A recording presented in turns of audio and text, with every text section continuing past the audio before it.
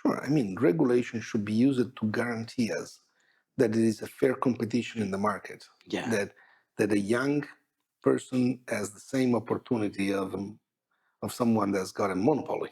yeah, Okay, we want to make sure that that monopoly one day can be destroyed. Okay, to yeah, create something which is better for the future. So we need regulation for that. We need regulation to protect from misuse, yeah, but we don't have to actually regulate the tool. We have just to say what we don't want to happen. You know, yeah, we don't want to say you cannot use a knife. We want to say you cannot kill people. Doesn't It's not important if you do it with a knife or a gun. yeah. You should not kill people.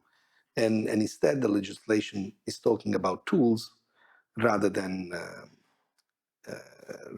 really what we want to do. Hey, Luca here. Welcome to a new episode of the Refactoring Podcast, where every 2 weeks we interview a world class tech leader. Today's guest is Marco Trombetti. Marco is the CEO and founder of Translated, one of the largest translation companies in the world, powering translations for the likes of Airbnb, Uber, Skyscanner, and more. Translated is also an AI pioneer. It has developed its own models for more than 20 years and has recently released the most advanced translation LLM in the world.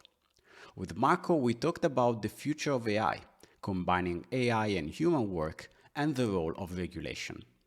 This is also the first interview we ever did in person at the Translated HQ. But as you will see and hear, I was recovering from a bad cough and had a bit of a low voice. Hope you don't mind. So let's dive right into the action after a short word from our sponsor. This episode is brought to you by WorkOS. If you're building a SaaS app, at some point your customers will start asking for enterprise features like SAML authentication, scheme provisioning, and fine-grained authorization. That's where WorkOS comes in, making it fast and painless to add enterprise features to your app. Their APIs are easy to understand, so you can ship quickly and get back to building other features. WorkOS also provides a free user management solution called AuthKit, a complete out-of-the-box user management system that's free for the first million users. It's a drop-in replacement for Auth0 and comes standard with useful features like domain verification, role-based access control, bot protection, and MFA. It's powered by Redix components, which means zero compromises in design. You get limitless customizations as well as modular templates designed for quick integrations. Today, hundreds of the fastest growing startups are powered by WorkOS, including ones you probably know, like Cursor, Vercel, and Perplexity. So check it out at workos.com to learn more. That's workos.com. Welcome, Marco, and thank you so much for being on the show today. Thank you so much, Luca. So this is the very first interview that we do in person on the podcast, and my voice is low, as you can hear. But my wife says that I'm more sexy this way, so maybe it will work best for the podcast as well. It's working on me, believe me. Okay. Thank you. I really appreciate that. So, quick disclaimer, we have known each other for more than 10 years. I mean, you have been one of the very first investors of my startup, and you also hosted us actually in your basement in your home, right? Correct. In fact, I like it so much when Dario, the company you co-founded, that we had no space in the campus, and I told you can come in our house. Yes, And please. then you spend there what, 1 year or more? Yes, 1 year playing with your children. Exactly. So, and after that, we also worked together because I joined your company after we sold One Dario. I joined Translated as head of engineering. And after 1 year, I left to do refactoring full time. So I remember walking with you in the garden, telling you, I'm quitting my job to do this newsletter full time. And I remember you answered, would you like me to invest? I will always remember that. Thank you for your, I declined because I didn't know what I was doing. But thank you for that. Now I have to say, unfortunately, you declined it. Thank you again. So, but we are not here because you are a friend of mine. Yeah, we are here because you are the CEO and founder of Translated, which is one of the largest professional translation companies in the world, powering the translations for the likes of Airbnb, Uber, Skyscanner, a company that has had incredible growth in the past 20 years and has worked with AI from day one, right? And it's my belief that to understand where AI is today and maybe where it's going, it's really interesting to look at the translation use case because it's one of the industries where AI has been used forever, like from the very beginning. And so I'm fortunate that I've worked in this space. You have worked, of course, in this space, and we can have a chat. So I would start by asking you, what is translated? What does it do? What's your history? And what are you doing right now? Okay, first is a company I co-founded in 1999. Yes. Okay, so very long time ago, 25 years, and it was one of the very first, if not the first, internet-based translation service. Yeah. So one place you could go there, like an e-commerce, buy translations, but not AI translations, actually human translation. Yeah. That's how we started. At that time, honestly, AI translation was very funny. Yeah. There's no way to get a decent translation. I remember always President Bush was translated always like Cespuglio in Italian, which was never getting it right. Yeah. In official documents, and it was fun. And so we started with that, but very quickly we started working on something called machine-human symbiosis. So interaction between human and machine. So how can we use AI to try to help professional translators be faster? Yes. So definitely AI was not good enough to try to generate a translation at that time, but we were thinking, okay, can we work in symbiosis to try to help the translator? And I have to say it took 2006, 7 years.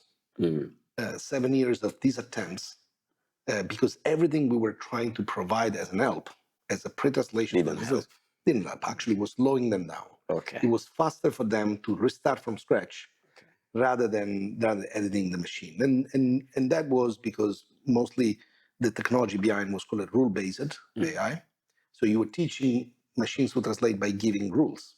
Yes. And then in 2004, the first machine learning approach started, and it was statistical machine translation. And basically, it's the first time you use data to train the model to learn the rules rather than typing the rules one after the other. And so when we implemented that technology, it started helping translators. And so they were happy now and becoming faster, and they started creating translation that were higher quality half of the time.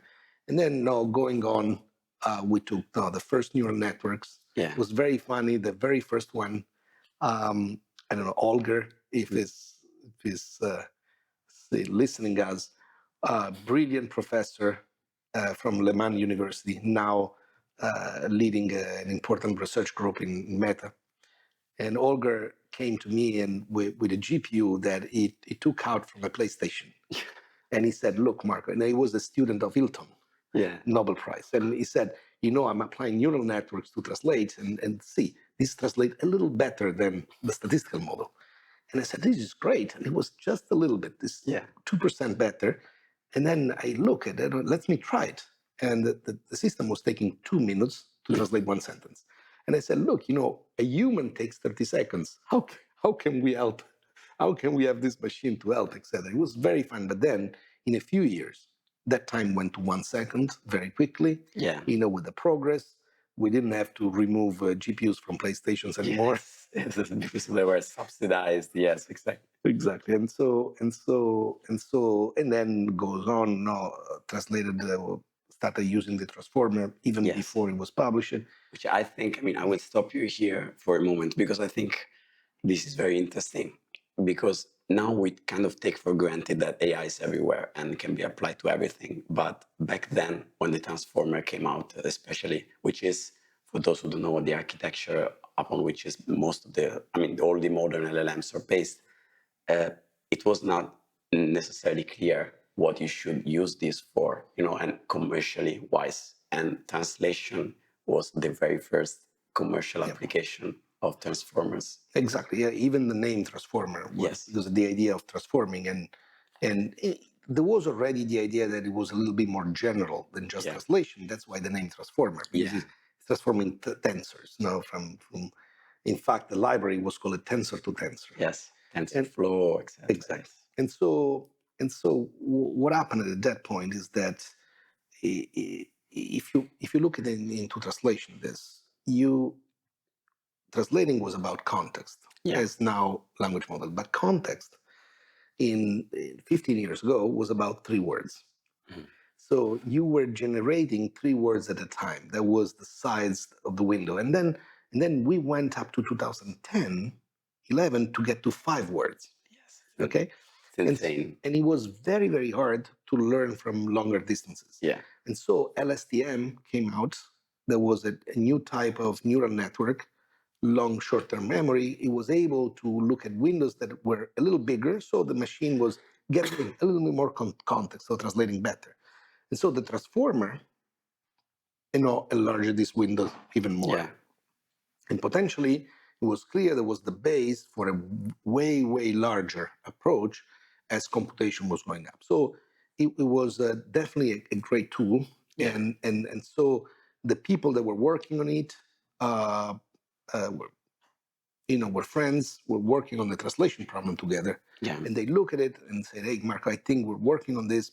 Maybe this will improve it. And we use it, and it was a great success in translation. And so what translator does today, basically still offer translation, but in a big mix of AI, pure AI translation, or AI plus human. So if you take, as an example, the Airbnb website, everything you see there is translated by translated, and it's not the UI, the marketing material, the legal stuff. This is AI plus human revision. Yeah. And then the listings, the reviews, and also the chat between the users, this is pure AI. Yeah. And so this mix is really what Translator does today. So we take companies and we help them go global to expand in multiple markets. Yeah, I love this, and I will come back to this idea of mixing AI and humans, because I think it's so interesting, and actually there are so few companies that do this well and have done this for such a long time. But another thing I want to ask you now is, it's been a long journey in AI, and fast forward to today, and now I know you have released like the most advanced AI model for translation available anywhere, which is called Lara, which was a major leap in the industry. So just can you tell me more about this? Yes. So, yes, it's true.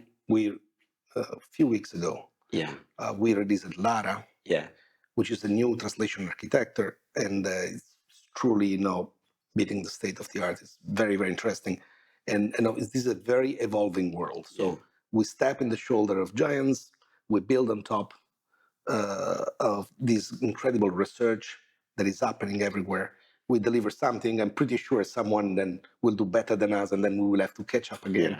But for now, it's truly, truly an impressive model. And I think what we did is that we combined 2 different architecture. We combined a language model with the typical translation model. These are all transformer-based models, but standard translation was about accuracy, but it was very, very literal. So if you wanted to have more accuracy in translation, basically the structure of the sentence was quite awkward. So it was always literal. And on the other side, you have LLM, understand context, you can do extract, you can do reasoning. They're very, very fluent. But basically, in a certain way, they cheat you because they will rather do something which is absolutely fluent, but maybe there is an hallucination, there is an error. And so this in translation is absolutely unacceptable. So if you make an error, I mean, that's the purpose of translating is already disappeared. I mean, you lost. So you need to do it correct. But we wanted the larger context, a million word. We wanted the reasoning. We wanted the instruct capacity in the models. And so basically, we combined these 2 architecture in a new architecture that allows you that. And something magic happened because when we did that, basically a lot of data that we had that we were not able to process before because it was too unstructured as data, like the interaction between a reviewer and a translator, discussing why a translation is good or bad, which is called a chain of thought. Yeah. It was impossible to process with the old model. And now instead, with this architecture, we can. And so we can teach machines about how to reason about translation. And so what happened when you use Lara today, and actually it's free, so lara.translated.com, you go there, you type a text, you get the translation, and the model will explain why Wow. it did translate in one way or another. But plus, if there is an ambiguity, because very often, you're writing something and you're not providing enough context for the. Yeah.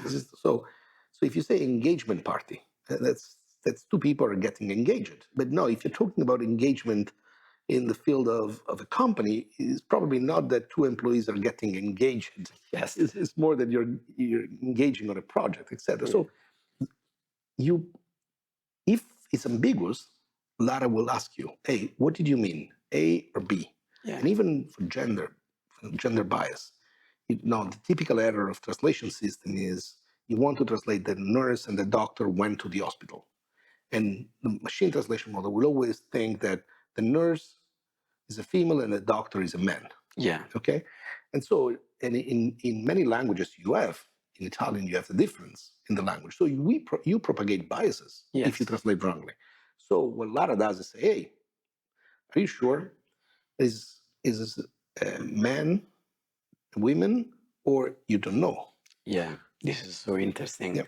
And I want to expand the scope a bit because Lara was a big leap for the industry, and it comes from, as you mentioned, creating some kind of custom architecture and fine-tuning the foundational models that exist today. And this way you're able to perform on this specific use case way better than ChatGPT, the foundation models itself, and the other translation models we don't need to mention. So there is a big speculation all the time about what are the next steps for AI models, whether we will keep seeing big improvements from foundational models by simply scaling the pre-training phase like we have been doing for many years, or maybe we are kind of plateauing that. For example, Ilias Scaver, ex-OpenAI, has said that recently, and maybe we should expect the next big steps coming from other parts of the technology, maybe fine-tuning as you've done with Lara, or maybe it's other things, it's reasoning as with O1. So you have been in this industry for more than 20 years. What's your take on this? What are you expecting next?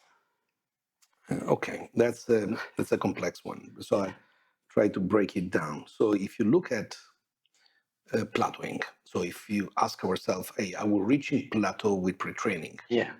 Well, it's always a plateau. I mean, there is always a diminishing return as you go up.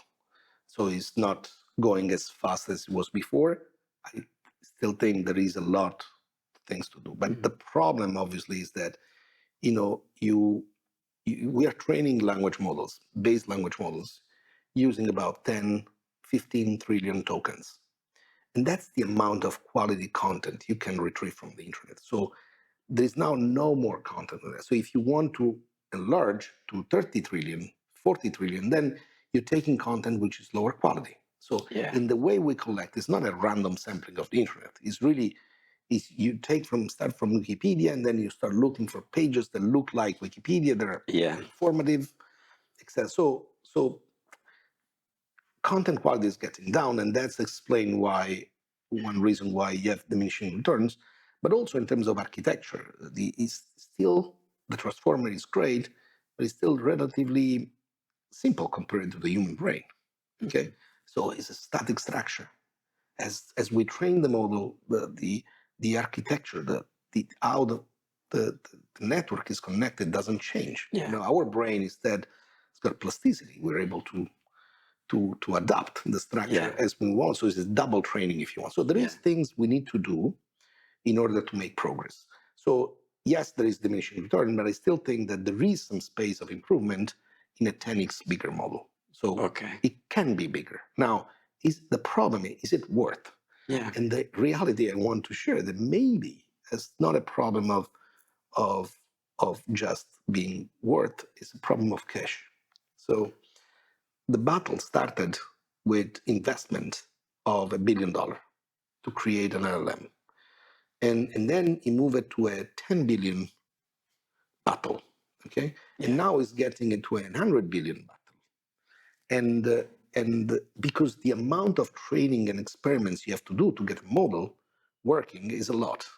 You maybe have at the current stage, you have $50-100 million of training cost. Yeah. But then you have to make 10-15 experiments to get it right. So you're spending $1.5 billion just in training to make something work. So the problem is that companies are finishing the money. So if you take the largest company, Google, they don't have $1 trillion in the bank. They have in the order of 100 billion. Yeah. And so the problem, the battle is becoming so big that it's too big even for the largest corporation. That is forcing a very interesting new era, okay? Because now every one of us, all the others, can try to keep up with intelligence. And so it's no longer a battle of pure brute force.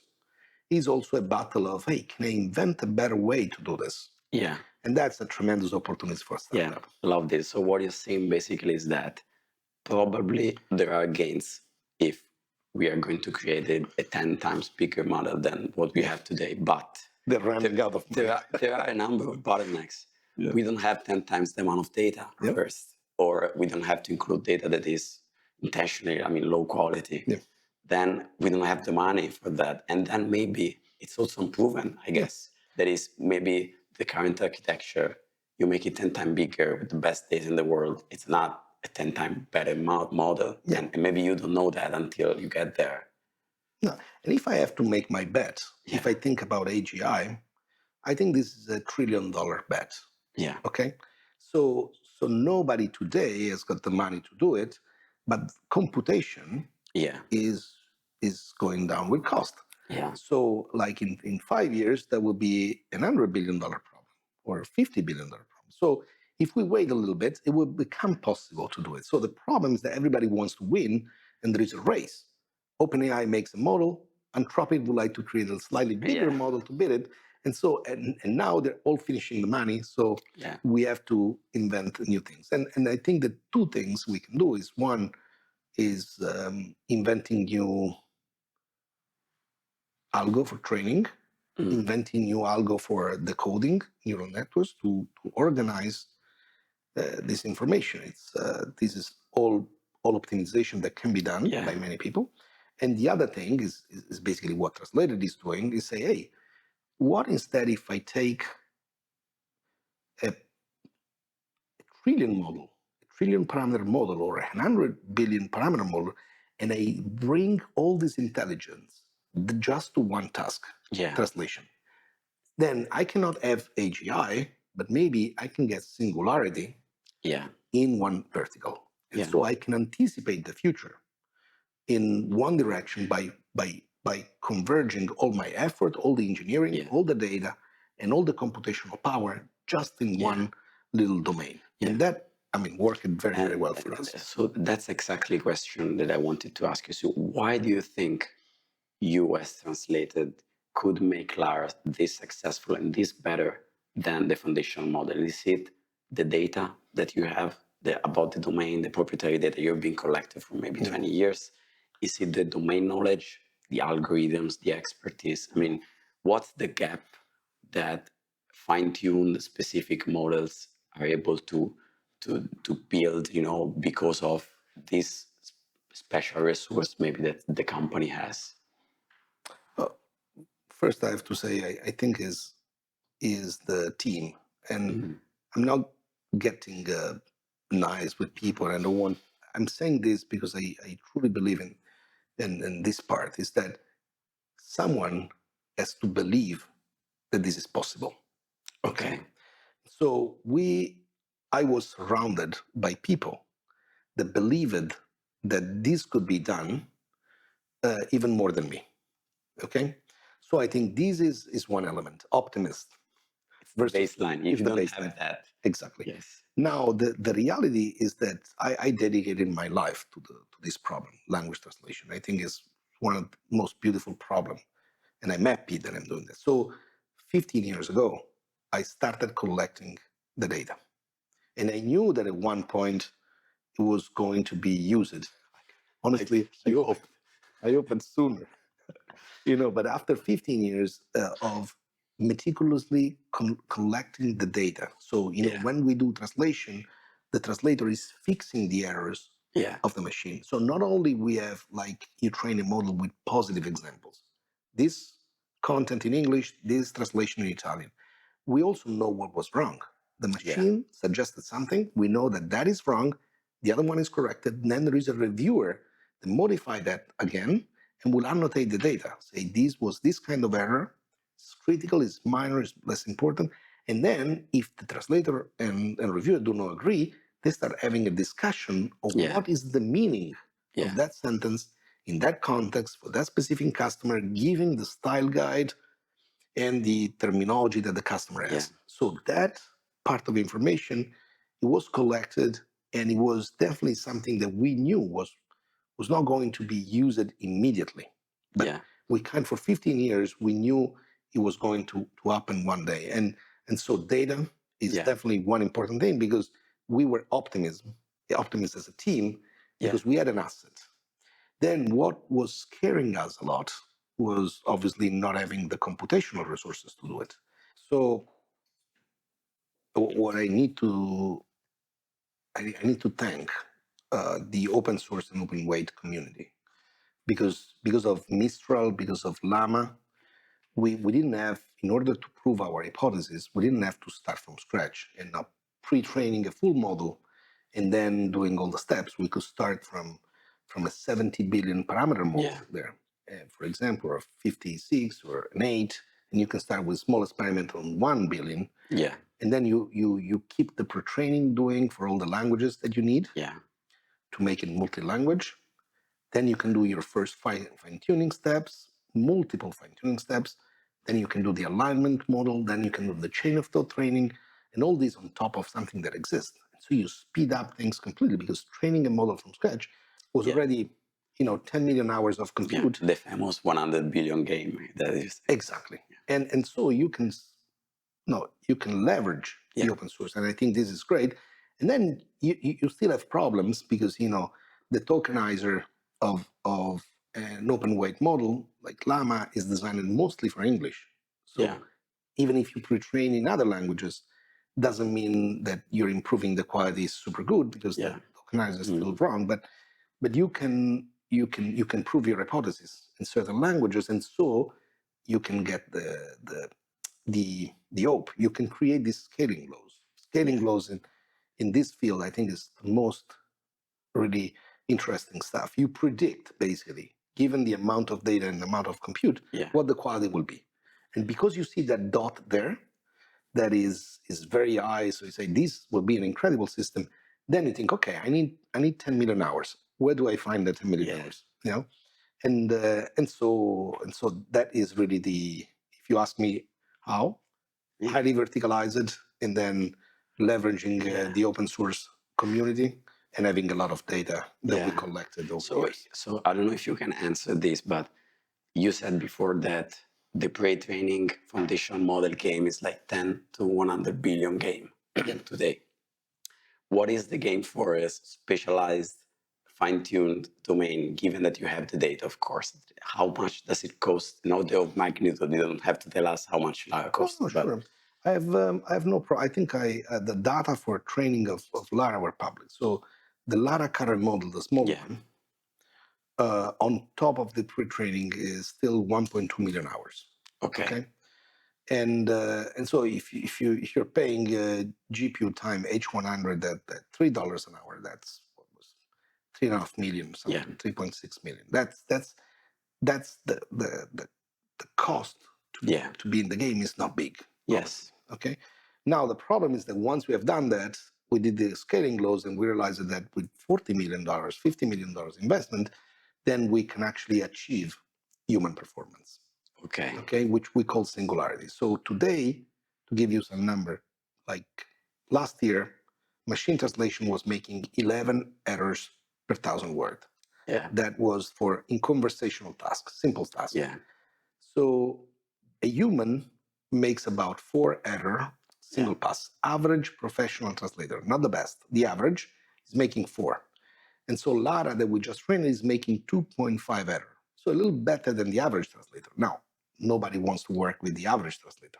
What's the percentage of Lara for when it comes to if it was a human translator? Well, I think it's the top 30%. Okay. Okay, 30 percentile, which is very good. But then we did the scaling laws, and now we know that with about 10 million hours of training, we can get to top 1% of professional Okay. translators. Now, today people work with professional translator and you still add a review on top of that.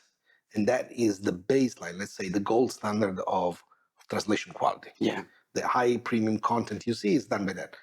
But, but going from the 98 percentile to 30, Of course. and then next year to 1, It's insane. it's insane. And so it's very exciting, scaring, and you feel that you would like to do this immediately. And then you rush, you find the resources, you have it, and then you realize, wow, then actually running these things is complex because very few people train very large systems. And so all the networking, the distribution of load, there is no library, nothing made because, when you do it 1,000 times, then someone has created the tools for doing it. So it's exciting and frustrating because you arrive quickly and then you say, okay, I want to do it. And now you have to rebuild all the stack from scratch because the framework is not designed for that. No, but it's incredible progress when you look at the pure numbers and how many things happened in just literally a few years. It's like the exponential part of the exponential curve that kicks in, famously. So I want to, while you were talking about reaching the singularity and measuring the number of errors and edits that a human has to make on top of machine translations, I thought about the process that you explained at the beginning, that is how humans collaborate with AI and have always done so at translated for more than 20 years. So how do you see this evolving? I mean, from your perspective, you have obviously seen AI making less and less errors, humans becoming more and more productive. Do you think when you get this singularity, as you called it, do you think something special will happen, or some translators will benefit, others will not? I mean, how will the human work change, at least in this specific domain? Yes, and so to connect the dots, yes, we worked on human-machine symbiosis since ever. Yeah. And translation is a field where this can be done very easily because you have a very well-defined task. Measurable. I give you a document to translate. You're using a tool, web-based tool. We measure the amount of time you spend for each sentence, and so we can measure very quickly how much the AI is helping you compared to turning it off. So we've been collecting this data forever, and you see a steady progress. It's incredible. It's going down in a linear trend. And that was very surprising because we thought this, it would be harder and harder. We'll get more. And so we discussed it a lot. How is it possible that this is going almost linearly down?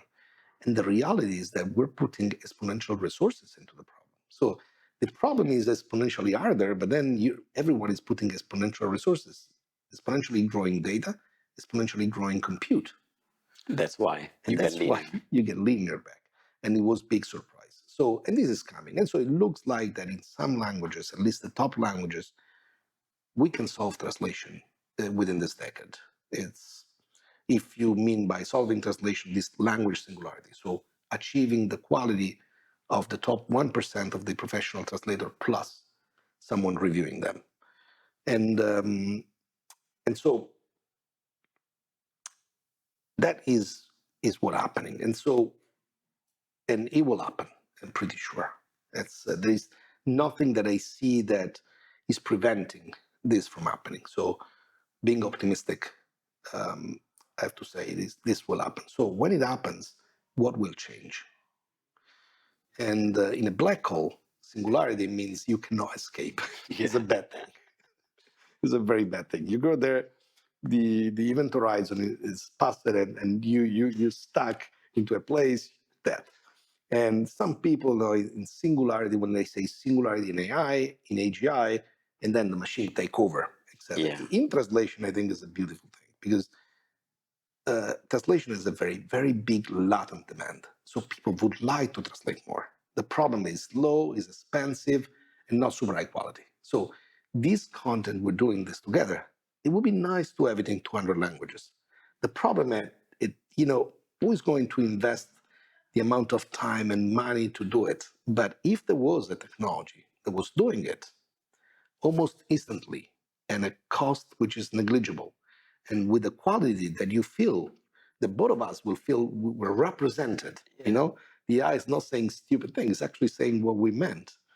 And then I think every content will be in every language. Yeah. And so the latent demand, as soon as we reach singularity, I think we will see an explosion of multilingual content. Everyone will be able to access the entire internet in their own language. Yeah. And that is extremely powerful because And you think this will benefit also the job market and human translators and professionals working in the space? Or, I mean, is this an argument to say the pie gets bigger, so humans get more productive, and so in the end, it's all good? So this is what you're saying, even for people working in the space. at the end is very, very good. Okay. Because there is such a big latent demand. Yeah. And then what happens is that still there will be so much more interaction that there is many use cases where you want a human review, a human validation of it, or no, humans, still language is the most human thing we have. So in an interaction, it's humans are still adding always something. Yeah. Even if linguistically we can solve it and translate it well, no, culturally, emotionally, there is a lot humans can add. Yeah. And so the more content you do, the more global interaction there are, the more opportunities for translators. But the problem I see in the short term, I see two problems. One is that as soon as people see AI, the first thing they think is that I can save money with it. They don't immediately think about the upside, the fact that they can do more. Yeah. The first thing is in their mind is that I can save money. So while this is happening, there is a point where people want to use it for saving money. Once they have the benefit there, then I think they want to unlock new opportunities. So there may be for the job market a period, I don't know, a year, two, I don't know, of maybe not great, not bigger opportunities, and then it will take off incredibly. And this is one thing. The second thing that I'm worried about, and these I've already seen it in the last 10 years, is that there is a lot of, actually, human translation business grew 7% year over year, but the distribution of wealth changed completely. So a typical translator is working from home, is making about $40,000, $50,000 a year, global average. And the people that use AI started getting 100,000. And the people that didn't, instead, they were too slow, too low quality, and they went to zero. So the industry is growing 7%, but the distribution of wealth now is completely different. People that, it's not, again, some people say it, and I think it's true, it's not AI that is taking your job, it's someone using AI. Yes. And it's exactly. So I've seen it. It's really happening, and this is scary because now when you do it, then socially you create conflicts, unhappy people that dream the past. Yeah. And because they were not brave enough, they were not to jump into the future, to embrace this, embrace the future. And then what happened is that they feel it now is too far from them. And so they look back and say, I love it, the past. I love it when I had a typewriter to write my stuff. Yeah. I think this is a great take. And while you were talking, I was thinking how easily this translates, pun intended, to so basically every space that AI has entered as a productivity boon for people. I mean, when you think of illustrators or when you think of even software engineers, uh, pretty much everywhere AI can help human professionals. You have this kind of dynamics where technology makes things more power lowish, if I may, where top performers get increased benefits versus the lower performers. But in the end, if it was a space where the whole market is kind of bottlenecked by the amount of work that a human can do, and these markets are only bound to increase in size when you have more technology behind it. So I agree with your take. If anything, I think that translated is kind of a unique case where this symbiosis has happened from the very beginning. I mean, you've been working with AI on one side, professionals on the other side forever, and in a good way, in a healthy way. Translators are happy, you pay them, etc. There are other spaces where this doesn't happen. So a question might be, should we imagine a translated model for other spaces like illustrators with Midjourney working together, or musicians and so on? I think yes, it will happen in many other fields. Yeah, Translation was lucky because AI was the first application. Translation was the first application of AI, so it's been always there, yeah, and the task is very well defined.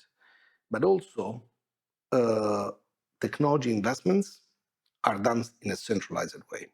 yeah, Let me explain this. So it's not that every single translator we work with is investing in creating an AI. So we are creating the AI. And so when you're doing the investment in a centralized way, then you can do bigger things. In some other markets, uh,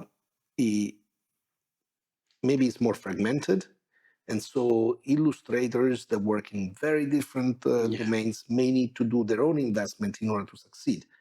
Well, in Illustrator, maybe this still works because you will have Midjourney or other platforms that are centralized that they use, but in many verticals, there is not enough critical mass yeah, to create the technology in a centralized way. So it's important I think it will happen slowly to the largest professional markets, yeah, and then going to everyone else. And I think everyone else will be covered also by generic models. yeah, Also remember, so we verticalize, so we anticipate the future a little bit. But if you think a general purpose model in 3 years will do exactly the same quality we do today in translation. yeah, Okay. So verticalization and expertise is about anticipating the future a little bit. yeah, But otherwise, machines are going up. yeah, And last thing is that you said something about, uh, actually, there's two ways of creating wealth. And we're working on one, but I think that as soon as we reach for ourselves language singularity, we'll get into another one. So today, we're creating value by increasing the productivity of the hour worked. So we're making a human more productive and 10 times more productive. So, so, but there is one point where AI will be able to generate wealth directly. So not as a tool to a human, but also independently. And so converting energy into something that is worth actually doing the full work. And that creates also another economy. Okay. And the two things are going in parallel. And I think both of them. So as soon as, you know, if one day the machine will be better than any human, and no human will be able to correct the translation of a machine because it's so good that I can just add an error. yeah, It's like working with a colleague of you that is the best programmer in the world. yeah, And if you ask if you try to review the code, you can only damage it. yeah, If we don't know if that future is possible, but once that future is possible, then you're no longer optimizing the productivity of the hours worked. yeah, you're creating wealth by converting energy into something that people want. Yeah, this is very interesting. So do you think, I mean, so far we have mostly talked about positive things that may happen in the marketing industry. So looking at either distant future or even the things that we have today, are there things that concern you about the usage of AI into products or by companies, or things that can be done maybe at an arm's length, I mean, not too far in the future? Um, there are many. Mm. Um, you say the first one is that I said before that creating AGI, my personal guess, it would be $1 trillion investment. And but the problem is that there's many businesses that want to still win the market today, and you want to convince users that your tool is better. So what people started doing is alignment. So rather than creating more intelligence, you teach the model to behave in a way that looks more intelligent. Okay, so you can get annoyed by talking to ChatGPT sometimes because he always talk in a certain way, very politically correct. Yeah, Okay, formal even. is designer. That's the alignment. And so today, this is acceptable. We're creating alignment that will make you feel that the machine is accurate because it's in the ways it's presenting the information. You can have a friend that is very persuasive, even when he's lying, you know? Yeah. And in a certain way, so we're pushing machines to do that because people wanted to capture part of the market. And I think we're still in the phase where this is okay, because it's okay. But then this is a general alignment. What I'm really worried of is that through all the interaction you do with the model, you can actually collect new data that can allow personal alignment. Personal alignment, what it means is that the machine will tell you exactly what you want to hear. And you can start already seeing stuff that, that are worrying for me. For example, you ask something to an LLM, it will tell you something, and then you say, no, but this is wrong. And the model will say, oh, sure, yes, that's correct. So he's always telling you, yes, you're right, because we want to hear that. Yes. And he's changing just what he said before with the new information, but probably this is wrong again. Yeah. But gives you the idea that he corrected himself, etc. So the more we do that at personal level, if we do human level alignment, then the model can tell me whatever, can convince me about whatever. If you want me to vote for a different president, yes, the model will be able to convince me better than anyone in the planet. Super persuasion. Yeah. Okay, and so this is something that is worrying me. And the second thing, And you think, sorry, that this is not implausible even with the technology that we have today? It doesn't require like GPT-6. It's something that is not that far, at least in terms of capability. in terms of capabilities, is possible today. Yeah, exactly. And also something you look at what's happening. Some sources of data are getting now no longer available. Think about Twitter, X. So before, that was kind of public source. You know what people say. You know when people like something that has been said. That's the perfect model to align super persuasion. You can start creating a machine that tells exactly what people will like, what people will share, what people will comment. So these data sets are getting closer now. For example, X will use it probably to do XAI. Reddit made an agreement with OpenAI, and that information is no longer available to everyone. So there is, everyone is trying to capture those databases that will allow that. But there is also other ways to do it that I think should be regulated. So I'm very negative about the regulations that came out. I would have asked you about that, being both of us But- European. But I strongly believe we should regulate AI. The reason why I'm not happy about the legislation that is passing is that basically it doesn't capture any of the real problem. It's designing the regulation that worked for models of 5 years ago. So it will be unapplicable. But one thing that worries me, for example, is that today AI is passive. It means that I ask something and the model will reply. But we could make AI that is active, proactive, and will contact users on social media by herself. So it's just the way the technology is designed. Nothing stops us from doing it. And once you start reaching out to people, that is, first, is the next level of spam. But second, you can engage in so many conversations and you know the output of that conversation. And so you know how to adapt to humans to, again, create this super persuasion. And so this thing for me is something that needs to be regulated as quick as possible. No machine should be able to initiate conversations with humans by themselves. This is for spam, because already with attention we have a problem. There's too much content, but also because this is the way you create the most dangerous data ever. And in also in legislation, I think I see all draconian legislations, and then the things that I would like to be regulated completely skip it. And why? Because of the things that the governments want to do. So their governments are regulating what private individuals should do, but they don't want to think, not even for a second, about themselves. And what I'm worried about, and we're saying this already, is machines being able to decide about the life of a human.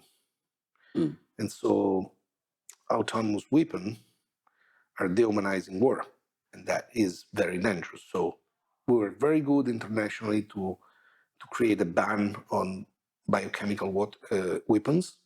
I think we should do the same with AI weapons, just to protect humanity. Instead, I think that government don't want to ban it. They see this as a way to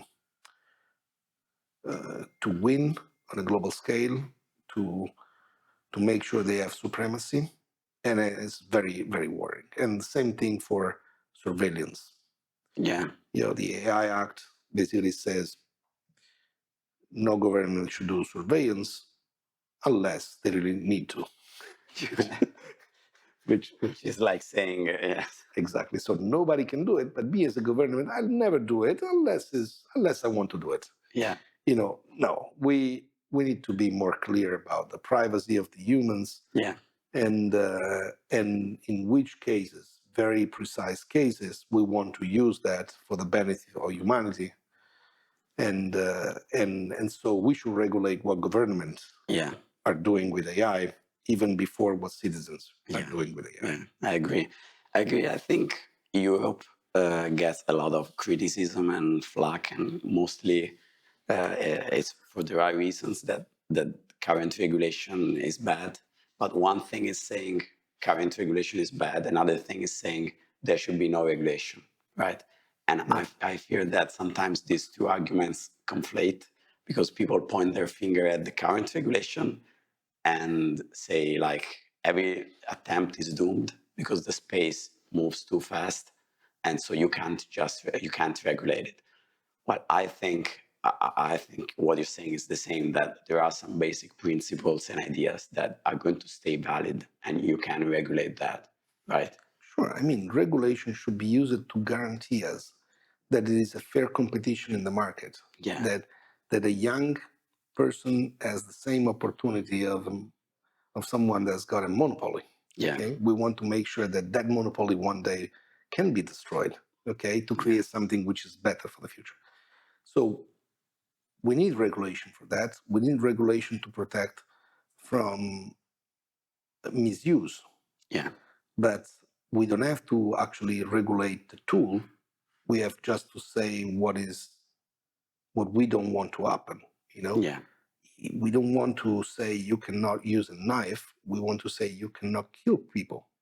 It's not important if you do it with a knife or a gun. Yeah. You should not kill people. and instead the legislation is talking about tools rather than really what we want to do. Is you should not use AI to discriminate. No, you should not discriminate. Yeah. Period. It's not about AI, etc. It also brings a very negative vision on the tool, and instead the tool is incredible. Yeah. It will create a lot of opportunity for many people. Yeah. Will make the life of many people better. So there is also responsibility. Now we talk about things. Yeah, I love the idea of using regulation to describe what you don't want to happen and stick to the what, not to the how, because the how changes maybe and it's more volatile, but the what stays there. So one of the things you said before is that there should be always the chance for young people and people who have an idea, want to create a business, to upset and go after incumbents, monopolies. And so that makes me think about the fact that you're also a startup investor. You invest in many companies here in Italy, in the US, from Y Combinator, many such cases. And you, of course, look into AI startups. So what's your take on this? Is there some space inside AI innovation that you're looking at specifically?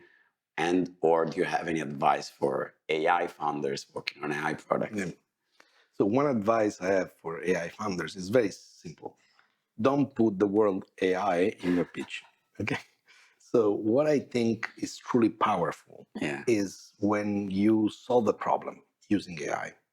And so something that was slow, expensive in the past, you're magically making it a better product. Yeah. So the fact that behind that there is AI, Doesn't matter. Doesn't help you. Yeah. As soon as you put the AI into the pitch, the perceived value for that goes down 10 times. People are willing to spend 10 times less for that. Okay. And so really making something that exists better thanks to AI is a great way to capture a big market. You look at the biggest market you can find and you just make it what they're doing better, and you will capture the market, a big part of the market. And so I prefer founders that don't mention AI in the pitch first. Then unless you're building a framework, it's a an AI model, foundation model, then I think you should. And so this is one. And the second thing is there is an incredible amount of verticalizations. Okay, so if you are a super founder, which means you're the best scientist in the world, for example, or you have done already a large corporation, you have the trust from a lot of investors, and you're able to raise billions because of your past track record, then I think you can come and go directly and play the foundational AI competition. Okay. And expect this to be in the order of tens, 100 billion as a game. But if you have the possibility, if you are one of the very few people that can actually raise billions to start without having nothing, I think humanity wants you. You should do that. You should do that. Because, I mean, we all want your brain to be used on something very, very big. But for the rest of us, everyone else, I think that verticalization is an incredible way, especially if you have knowledge of a special domain. Yeah. If you're someone that has worked in medicine or in the car industry, and you understand deeply problems that are there, and you know how to solve them with AI, that is a great opportunity. Okay, which also is similar to what we talked about before about Lara, right? That with a smaller amount of money, way smaller than the big foundation model came. If you have the expertise, if you have the data, you can build a groundbreaking product by building on top of what exists out there. Exactly. You have to understand the game. It's not an easy game, but if you understand the game, I think it's a super efficient battlefield that you want to be in. And the game is this. If you do verticalized AI, you can actually come before the general model, years before. So the problem is that the general model, let's say translation, talk about my field so that you understand. So I can create something which is way better than anyone today, but GPT-6 quality or 7 will be so good in translation that no human will actually perceive the difference. So today, there is a perceived difference, but as all the models increase, our capacity to see that difference is less. So, so you have a certain time frame. General AI will actually do quite well all these things. So how do you win is that you verticalize, you win the market, you win the users, and you create a better user experience. So long term, you don't win because of the quality. You win by the quality of the model per se. Yeah. And that's beautiful because technology will not be the key element, will be the experience that you build, how well you are integrated in the solution, how well you understand the problem of the industry, and how easy it is for users to use your technology. So all the models will be great. That will become a commodity. And if it's verticalized one, operate that model will cost you 1,000 or 100 times less than a generic model. So you're efficient, and you solve the problem. That is the battlefield. But it's a complex one because you need to be fast. Because if you're taking 4 years just to come out with the first prototype, it's too late. Go out, quickly build, integrate, and win the market. I think that is an incredible opportunity, and I'm trying to invest in every startup I see. In any of these. What you're saying is that once you win the market before the general model gets there, you can stay there with good user experience, with a good integrated experience. Yeah, look at the App Store. We want an app for every single problem we have. Is our brain work is easier to do things. And I don't want a single app that will do whatever. And I think it's same for. It reminds me of the story. I don't remember the name, but the guy who bought PDF.ai, were still at the time where you could not upload PDF to Claude or ChatGPT. And the consensus was, okay, but now as soon as the general model allows you to do that, this product, it will not be used by nobody anymore, right? Because he built the product to allow AI to resume, to summarize PDFs. Instead, what happened is that as the models improved, he used better models underneath, and the business grew because the experience was more integrated, was easier to understand. People just went to the address and could talk with PDFs. By starting before, he understood the problem better than anyone, all the use cases, and he had the time to build better solutions. Exactly.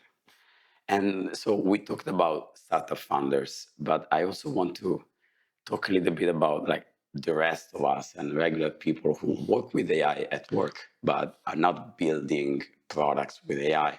And they might be concerned, same story with translators, that AI may take parts of their jobs or their jobs entirely. And you said there's probably a good way of using tool that helps you and to earn even more. And there's a way of not doing that, and you will probably end up earning less. So what advice do you have for people doing regular jobs and using AI? First, we need to clarify one thing. I'm super happy if AI takes my job. What I don't want that AI takes my salary, So I'm happy. Difference. So everybody, when people say, "Hey, this is taking my work and my job," no. Really, what they're scared of is that they're losing the money, because if the AI will do the job, everything, and I'll be still paid for doing nothing. That's good. That's a dream. You see. So and I think all of us should think in that way. And if you start thinking in that way, then you have a different attitude to AI. And you're looking to optimize the things that you do so that actually you know what people love from your work. And so you give them and you make more efficient your work by using AI. And that is one thing. Then to go instead to suggesting for people, I think there is 3 levels. okay, in which you can actually use AI. And in first level, you lose money. In level 2 and 3, you make money. Okay, so in level 1, you lose money, but it's absolutely necessary. Is the training phase. It's the phase where you learn stuff. And so you need to be a great user. You need to be a power user of AI. And so buying every single tool, subscribing to those, using them, trying to apply them, you learn, you grow, and you understand their limitations. Okay? And the same level of investment they should do with the subscription in refactoring. Yeah. Absolutely. Thank you, of course. I'm a subscriber, subscribe to it. Okay? That's an investment. Okay? You do it for your career. So, yes, we lost a little money, $150, but it is needed Yeah. for the second step. The second step is now that you are a power user of something, you have knowledge in another domain, you start using AI in that domain. So you're doing a connection that not everyone can do because there is few people expert in a certain specific domain. So you have less competition and you're a power user. So you are unique. Very few people has got vertical experience in something and being a power user of AI. From this point, you start making money. But the true wealth that you're creating is not the money you're making in this step. The more you do it, the more you understand why current AI cannot solve that problem in that industry. And so you jump and go third step and you build a new AI for attacking that market. And so in the phase 1, you spend a little money to get trained. In the second phase, you get paid to work. Here, you created an incredible asset. And so that is worth a lot. And I think you need to start with the first, but these are the 3 recommendations I will give to people. Yeah, I love this also because it's very optimistic. I mean, you're an AI optimist, right? Yeah. The future is going to be great. It will. Thank you, Marco, so much for this chat. I love it. And thank you again for coming on the show. Thank you. Thank you so much for listening. If you found this chat valuable, you can subscribe to the show on YouTube, Apple Podcasts, Spotify, or your favorite podcast app. Also, please consider giving us a rating or leaving a review, as that really helps other listeners find the show. You can find all past episodes and learn more about the show at refactoring.fm. See you in the next episode.